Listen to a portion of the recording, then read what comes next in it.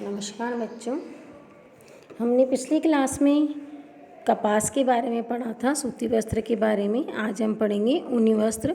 ऊन ऊन प्राय हमें सभी ऊन भेड़ों से प्राप्त की जाती है मैक्सिमम, लेकिन कुछ ऊन जो होती हैं वो घोड़े, ऊँट, खरगोश, हिरन, मृग, बकरी आदि से मिलती है। इसके अलावा और भी उत्तम श्रेणी की जो ऊन होती है वह लामा वगैरह से मिलती है। दो प्रकार के ऊनी वस्त्र होते हैं, ऊनी और वस्टेड। भेड़ों के शरीर से जब हम बाल प्राप्त होते हैं तो ये विभिन्न प्रकार से इनके द्वारा ऊनी वस्त्र का निर्माण होता है। तैयारी के दौरान इसमें से उनको कई प्रक्रियाओं से गुजरना पड़ता है और उन प्रक्रियाओं के दौरान ये निर्धारित कर लिया जाता है कि ये उत्तम श्रेणी की ऊन है या कम श्रेणी की ऊन है। कुछ ऊनी वस्त्र जो होते हैं वो फेल्ट विधि से भी तैयार किए जाते हैं कि दोनों ऊनी वस्त्रों को केवल ताने और बाने पर रख करके और एक निश्चित ताप और दाब के ऊपर उनको सेट कर दिया जाता है। लेकिन प्राय छोटे और मामूली जो वस्त्र रेशे जो होते हैं उन्हीं के द्वारा फेल्ट विधि का उपयोग किया जाता है। लेकिन जो बहुत अच्छे रेशे होते हैं, लंबे रेशे होते हैं, उनकी छटनी की जाती है और फेल्ट रेशे जो हैं वो अलग निकाल लिए जाते हैं। इस विधि से ऊनी रेशे जो हैं वो ताप से प्रभावित किए जाते हैं और चिकनाई के दौरान उनको जमा दिया जाता है। जो अच्छे रेशे होते हैं उनके द्वारा वस्टेड वस्त्र बनाए जाते हैं और जो कम श्रेणी के वस्त्र रेशे होते हैं उनके द्वारा ऊनी धागे तैयार किए जाते हैं। ऊनी वस्त्र का यह एक अलग ही वर्ग है, फेल्टिंग, और दूसरा आ जाता है ऊनी वस्त्र और तीसरा आ जाता है वस्टेड। ऊनी वस्त्र जो है वो इस छोटे रेशों से बनते हैं, हालांकि बहुत फेल्ट रेशे से नहीं बनते लेकिन छोटे रेशों से बनते हैं और इनका जो स्पर्श होता है वस्त्र के बहुत नरम होते हैं, रोएदार प्रतीत होते हैं।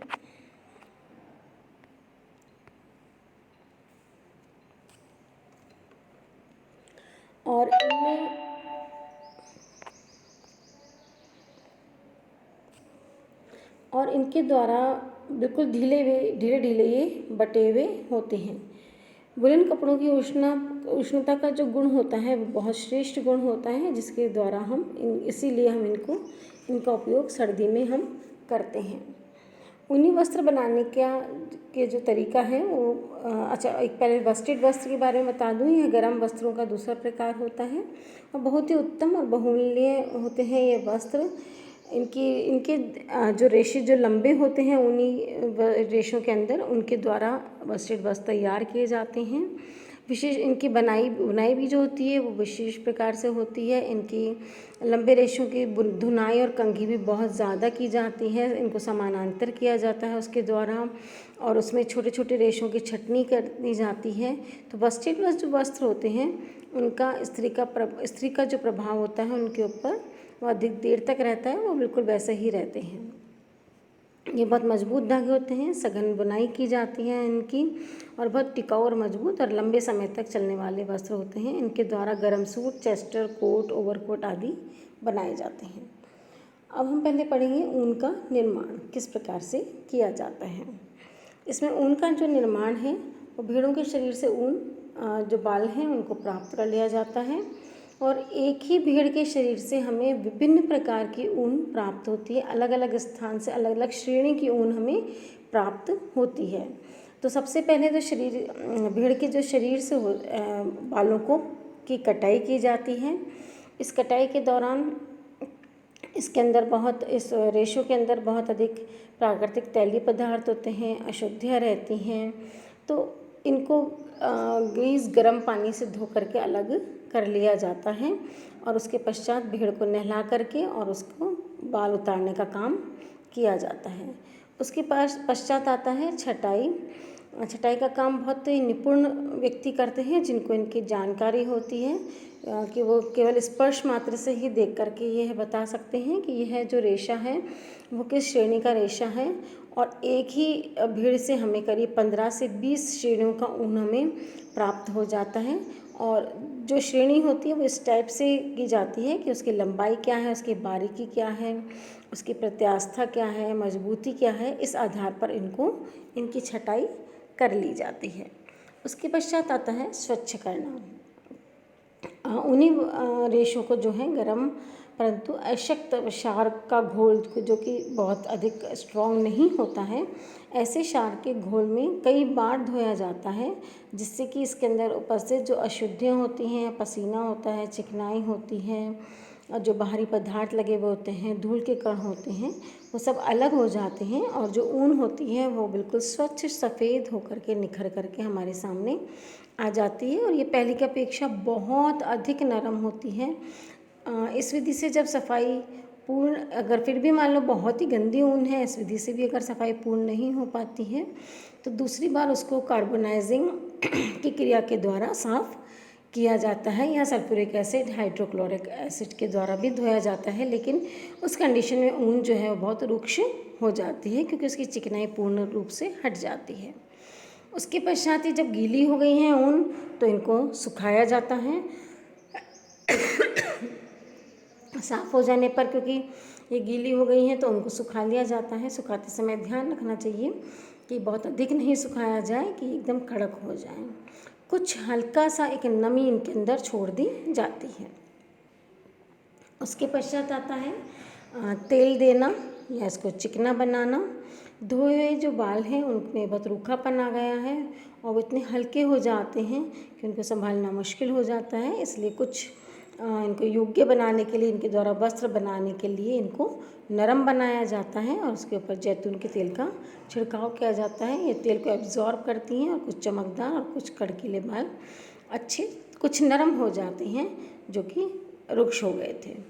उसके पश्चात आता है रंगना। जो ऊन होती है उसको कच्ची अवस्था में ही रंग लिया जाता है, जिस भी रंग के अंदर उसको रंगना है। फिर उसके बाद आता है सम्मिश्रण। एक्चुअल में हम देख रहे हैं बहुत श्रेणी के ऊन हमें प्राप्त हो रहे हैं। किसी की लंबाई बहुत कम है, किसी की लंबाई ज़्यादा है, किसी में चिकनापन ज़्यादा है, किसी में कम है, किसी में चमक बहुत अच्छी है, किसी में नहीं है। तो इस तरह से हमें दूसरी कुछ उत्तम श्रेणी के ऊन को भी निम्न श्रेणी के ऊन के साथ मिला करके धागे बनाने पड़ते हैं, कि नहीं तो क्या होता है कि हमें केवल दो ही श्रेणी बनती है, निम्न श्रेणी और उत्तम श्रेणी, और जो कि उत्तम श्रेणी बहुत महंगे वस्त्र हो जाते हैं जो हर व्यक्ति उसको उपयोग में नहीं ले सकता है, और निम्न श्रेणी के जो वस्त्र होते हैं वो उनके द्वारा उनका निर्माण करना बहुत मुश्किल हो जाता है और वो बहुत निम्न स्तर के वस्त्र तैयार होते हैं जो किसी काम के नहीं रहते। अतः सम्मिश्रण करना ज़रूरी हो जाता है। तो उनकी जो श्रेणियां हैं, उच्च श्रेणी, निम्न श्रेणी, मध्यम श्रेणी में भी बहुत सारे प्रकार हैं। तो इस तरह से उनका सम्मिश्रण करके उनके अंदर उपयोगिता भी उनकी सही की जाती है और कुछ उनका जो वैल्यू है वो भी कम किया जाता है। उसके पश्चात आता है धुनाई। कार्डिंग की प्रक्रिया करने से पहले हम धुनाई करते हैं, क्योंकि जो ऊनी जो रेशा है उसको वो गर्म एक वस्त्र बनाने के उपयोग में लेना है उसको, अतः उसकी धुनाई की जाती है। और जो वस्त्रित वस्त्र होते हैं वो तय कर लिया जाता है इसी समय कि इनको वस्त्रित वस्त्र बनाने हैं इनके या ऊनी वस्त्र बनाने हैं। तो इनको सुलझाया जाता है, इनको कई रोलरों से पास किया जाता है, जिससे कि इनकी जो उनके अंदर दांत लगे रहते हैं उनके बीच में से जब रोलर्स निकलते हैं तो वो सुलझ जाते हैं, बिल्कुल समानांतर हो जाते हैं, और इस प्रकार से इनके अंदर मान लीजिए कुछ धूल कण या कुछ भारी अशुद्धि है वह भी अपने आप ही छटक करके दूर हो जाती है। और वस्त्रित वस्त्र जो बनाने के लिए जो रेशे होते हैं उनकी विशेष प्रकार से कार्डिंग की जाती है। उन तमाम रेशों को पूरी तरह से समानांतर करके ही छोड़ा जाता है, कहीं से भी कोई जरा सा भी रेशा बाहर नहीं निकलना चाहिए। सतह जो होनी चाहिए वो बिल्कुल समानांतर चिकनी सतह होनी चाहिए, तभी वस्त्रित वस्त्र अच्छा दिखाई पड़ता है। तो विशेष रूप से कार्डिंग वस्त्रित वस्त्रों के ऊपर की जाती है। उसके पश्चात आता है कॉम्बिंग। कॉम्बिंग करने का काम केवल उन्हीं रेशों पर किया जाता है जिनसे कि हमें वस्त्रित वस्त्र बनाने, वरना धुनाई की उसमें ही कार्डिंग की क्रिया के अंदर ही पूर्ण रूप से जो है वो कंघी करने की क्रिया हो जाती है। उसके पश्चात आता है धागे का खींचना। यह प्रक्रिया केवल वस्त्रित वस्त्रों के लिए ही धागे बनाने की प्रक्रिया में की जाती है। इसके अंतर्गत कई पूनियों को आपस में मिलाकर उनको सघन बनाया जाता है, फिर उन्हीं में से उनको रोलर्स के द्वारा खींच करके और पतली पतली पूनियाँ बनाई जाती हैं। खींचते समय हमें इनकी हल्की हल्की बटाई भी दी जाती है, जिससे रेशे छोटे छोटे जो रेशे हैं वो अंदर दब जाते हैं। उसके पश्चात आता है घुमाना। पूनियों को बनाते समय धीरे धीरे हल्की सी बटाई भी करते चले जाते हैं, जिससे कि रेशे जो हैं वो बिखरने नहीं पाएँ और इकट्ठे ही रहें। उसके पश्चात आता है कताई। इस प्रक्रिया में पूनियाँ जो हल्की बटी हुई हैं उनको खींच खींच करके वापस से बटा जाता है। ऊनी वस्त्र के लिए जो है एक म्यूल फ्रेम तैयार किया जाता है। उसके द्वारा जो धागा होता है वो मोटा, मुलायम और फुज्जीदार धागा निकल करके उसके पश्चात म्यूल फ्रेम से निकल करके आता है। इस प्रक्रिया के अंदर पूरी तरह से धागा तैयार हो जाता है रेशे से और मजबूत धागा बन जाता है। वस्त्रित जो धागे हैं किसी प्रकार के उनको करघे से ही काटा जाता है और धागा बिल्कुल चिकना, पतला, गोलाकार और एक समान बन जाता है। उसके पश्चात आता है बुनाई प्रक्रिया। साधारण ऊनी वस्त्र की बुनाई प्रक्रिया सादी बुनाई है, ट्विल बुनाई, जिसके अंतर्गत 2 सिलाइयों के द्वारा ऊनी वस्त्र का निर्माण किया जाता है। इनके द्वारा जैकेट, स्वेटर, पुलोवर, स्कर्ट, कंबल कुछ भी बनाए जा सकते हैं। इनके द्वारा वस्त्र जो तैयार किए जाते हैं वे मोटे होते हैं, मुलायम होते हैं, फुज्जीदार होते हैं और मजबूत होते हैं तथा साथ ही सर्दी से बचाव करने की क्षमता रखते हैं। वस्त्रित वस्त्र का जो निर्माण होता है वो विशेष विधि से किया जाता है कि कंघी किए हुए, कार्डिंग किए हुए जो रेशे होते हैं उनके ऊपर ट्विल बुनाई की जाती है और ये परिणामतः इनका जो वस्त्र बन करके जो तैयार होता है वो बिल्कुल चिकना, सघन और बहुत ही सुंदर, टिकाऊ होता है, लंबे समय तक चलने वाला होता है। कोई शिकन नहीं पड़ती है इन वस्त्रित वस्त्रों के ऊपर, किसी प्रकार का सल नहीं पड़ता है और इनमें एक अपूर्वी क्षमता रहती है। बिल्कुल जिस प्रकार से हम इनको रखते हैं ये उसी तरह से बिल्कुल वस्त्र रहते हैं। इनमें बहुत अच्छी चमक रहती है। इनके द्वारा महंगे वस्त्र तैयार होते हैं। इनके द्वारा सूट, गरम सूट बनाए जाते हैं, कोट बनाए जाते हैं। उसके पश्चात आता है भराई। तैयार जो वस्त्र हो गया है उनके रेशे, उनके जो धागे हैं वो आपस में सट जाएं, क्योंकि थोड़ा दूर दूर रहते हैं, सघनता कम रहती है, तो इसलिए उनको साबुन के घोल में बार बार घुमाया जाता है, जिससे उनमें कुछ सघनता आ जाती है। रेशे धागे जो हैं वो पास सट जाते हैं और हल्का सा ये, और इनके ऊपर हल्की सी ताप, नमी, दबाव भी दिया जा सकता है, जिससे कि ये और भी अपनी संरचना को दृढ़ बना लेते हैं। उसके पश्चात आता है परिष्कृति एवं परिसज्जा।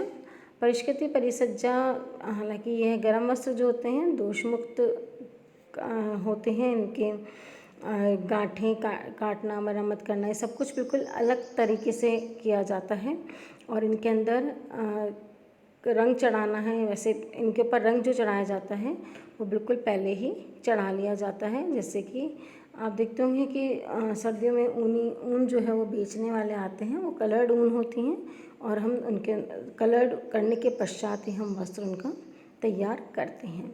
अतः इस प्रकार से ऊनी वस्त्र का निर्माण किया जाता है और ये बहुत ही आसान होता है। सूती वस्त्र से डिफरेंट होता है लेकिन अच्छा है और ये वस्त्र जो होते हैं हमें गर्माहट प्रदान करते हैं। कल हम पढ़ेंगे गर्म वस्त्रों की या ऊनी वस्त्रों की विशेषताएं। धन्यवाद।